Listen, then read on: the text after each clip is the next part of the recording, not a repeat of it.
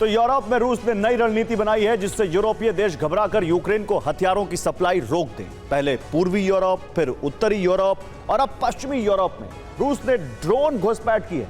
Drone के अलावा fighter jet भेजकर सीधा चैलेंज किया है कि रूस कहीं भी हमला कर सकता है।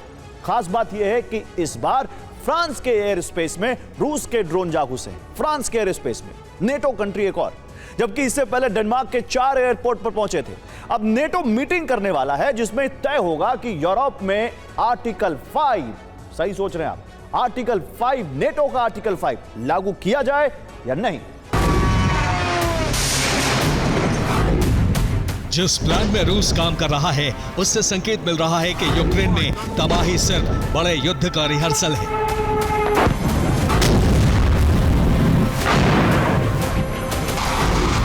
क्योंकि पुतिन का मंसूबा रूस का पूरे यूरोप में विस्तार करना है।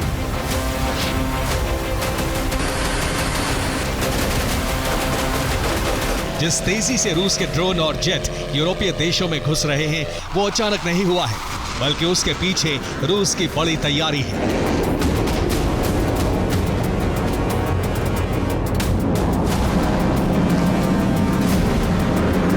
एक तरफ ड्रोन बाल्टिक से लेकर नॉर्डिक देशों तक में घुस रहे हैं, दूसरी तरफ उसके फाइटर जेट भी यूरोपीय देशों की हवाई सीमा का उल्लंघन कर रहे हैं। ये संकेत युद्ध वाले हैं। दरअसल रूस उकसा रहा है। अगर नेटो ने पलटवार किया तो रूस को नेटो देशों पर हमले का मौका मिल जाएगा और फिर यूरोप एक लंबे युद्ध में घिर जाएगा।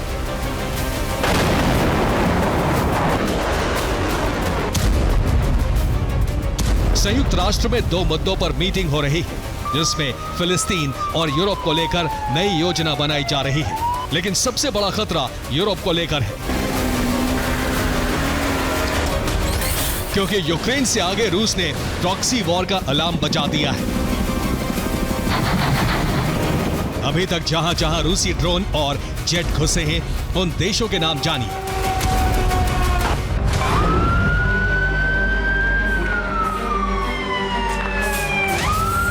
Poland, Lithuania, Estonia, Romania, Moldova, Denmark और फ्रांस। इन देशों में रूसी ड्रोन और जेट एयरबेस और एयरपोर्ट के एकदम पास तक जा पहुंचे, जो सीधे तौर पर एक धमकी है।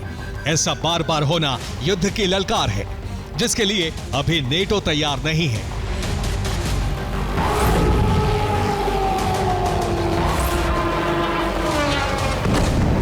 दरअसल रूस इसी का फायदा उठाना चाहता है।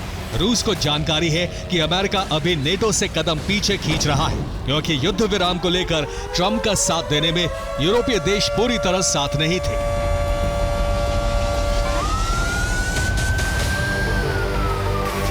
इसलिए अब यूरोप पर संकट आया है तो ट्रंप भी दबाव की कूटनीति में जुट गए हैं। हालांकि ट्रंप ने नेटो को यह भरोसा दिलाया है कि ड्रोन फिर घुसे तो उन्हें मार गिराओ, फिर जो होगा उसमें अमेरिका साथ है।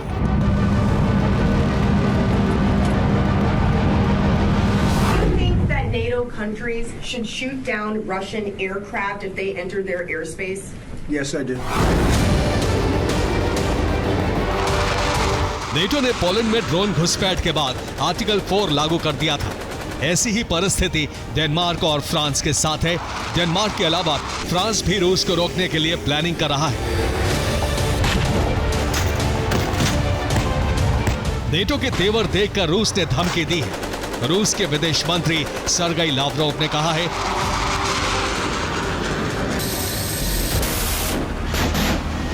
नेटो को हर कदम सोच समझकर आगे बढ़ाना चाहिए।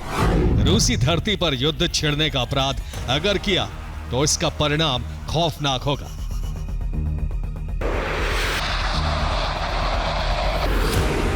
अब अगर रूस ने फिर से यूरोपीय देशों में जेट भेजे और उन्हें मार गिराया तो रूस हमले के लिए मिसाइलों का जखीरा खोल देगा।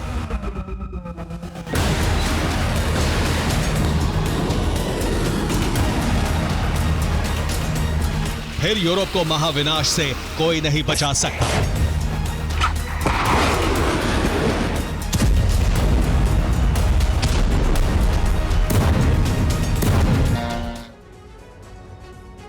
और इस बार रूस से 1700 किलोमीटर दूर फ्रांस के मोर मेलन ग्रैंड मिलिट्री बेस तक रूसी ड्रोन पहुंचे। स्वार्म और सर्विलांस ड्रोन कैलिनिनग्राड बेस से पहुंचे थे, लगातार दूसरे दिन डेनमार्क के बाद फ्रांस में ड्रोन घुसपैठ हुई। उत्तरी यूरोप के बाद पश्चिमी यूरोप में खतरा बढ़ रहा है। पश्चिमी यूरोप के देश फ्रांस के एयर स्पेस में स्वॉर्म ड्रोन जा घुसे जो मिलिट्री बेस के एकदम पास पहुंचे। कमांड सेंटर पर ड्रोन हमले की कोशिश की। स्वॉर्म के अलावा सर्विलांस ड्रोन भी था। मिलिट्री बेस पर हाई अलर्ट जारी किया गया। मिसाइल लॉन्चर से सर्विलांस ड्रोन मार गिराया गया। बाकी ड्रोन लौट गए या मार गिराए गए।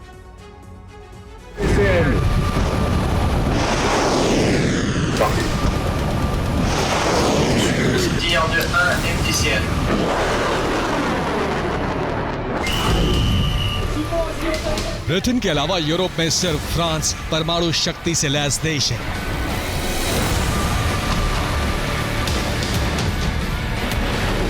रूस ने फ्रांस में ड्रोन और जेट भेजकर सीधा चैलेंज किया है कि रूस कहीं तक भी हमला करने में सक्षम है।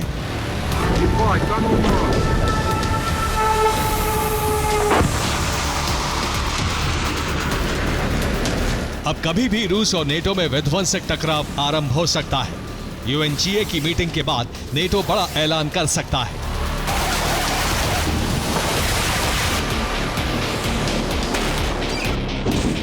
हालांकि अभी अमेरिका से ग्रीन सिग्नल मिलना बाकी है। अगर ट्रंप ने नेटो की सैन्य मदद के लिए हामी भर दी तो यूरोप में शीत युद्ध जैसी परिस्थिति बन सकती है।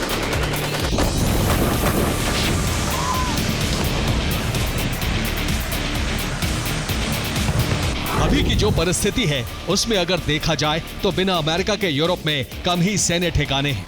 रमस्टाइन मिलिट्री बेस जो जर्मनी में है, इससे पूरी तरह जर्मनी ऑपरेट करता है। दूसरे नंबर पर इटली का एवियानो मिलिट्री बेस जहां से अमेरिका सैनिक हटा चुका है। इसके बाद ब्रिटेन का मिल्टन-हॉल मिलिट्री बेस जहां ब्रिटेन के यूरो फाइटर टाइफून तैनात है।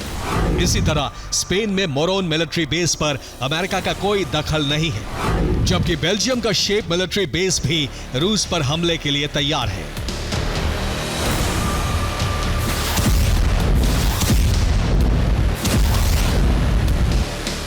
इसके अलावा फ्रांस और ब्रिटेन के परमाणु बम भी रूस के मुकाबले में बेहद कम है।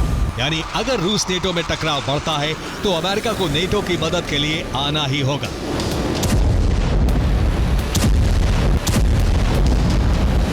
नहीं तो रूस यूरोप के कई देशों का हाल यूक्रेन जैसा कर सकता है।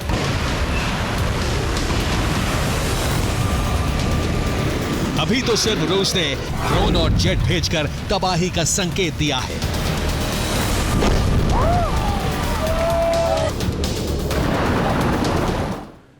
और रूस के खिलाफ नेटो का चक्रव्यूह बना रहा है नेटो। इसके लिए जर्मनी यूक्रेन को टॉरस मिसाइल भेजेगा, जबकि पोलैंड यूक्रेन में रूसी बॉर्डर पर सैनिक तैनात करेगा।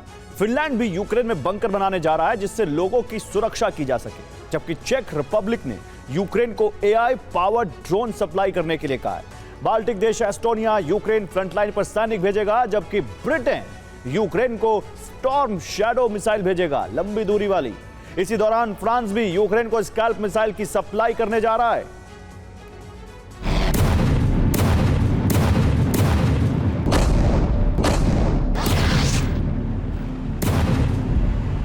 जमीन पर यूक्रेन से जंग चल रही है। आसमान से भी अंगारे बरस रहे हैं।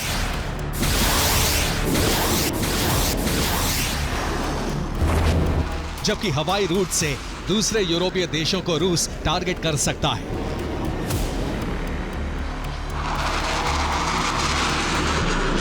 डेनमार्क में पिछले एक हफ्ते में 4 बार ड्रोन रूस ने भेजे, जिससे 4 एयरपोर्ट बंद कर दिए गए थे।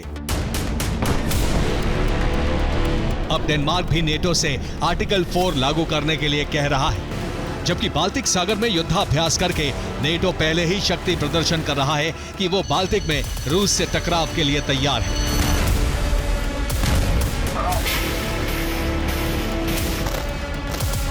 जमीन, समंदर और आसमान के बाद ये टकराव अंतरिक्ष तक जा पहुंचा है, जिसमें जर्मनी और रूस टकरा रहे हैं।